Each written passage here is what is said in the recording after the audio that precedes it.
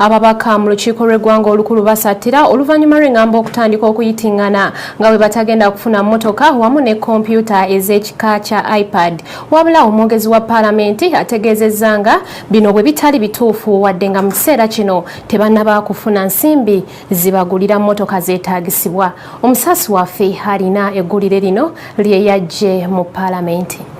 Nga bwe kitali kirungi okwesunga ky'otannalya bwe batyo n'ababaka ba Paalamenti bwe bali nante emmotoka ensajja ne kompyuta ez'omu ngalo ziyite iPad ze babadde balindirira zandirwayo.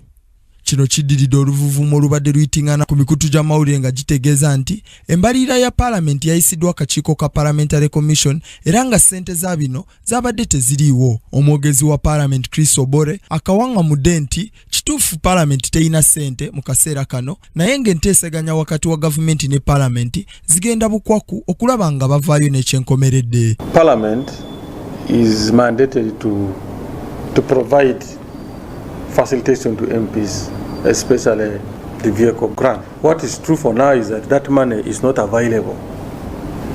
But the Parliamentary Commission will engage with government, with Finance Ministry, to find money for the vehicle. Wadde nga biri bityo, Obora asambaza ebigambibwa nti Paalamenti ekyokulwisayo emmotoka z'ababaka ekikola kagenderere olw'omuwendo gw'ababaka ba Paalamenti abagibwa mu bifo byabwe okweyongera nanti batya okufiirizibwa ssente z'omuwi w'omusolo.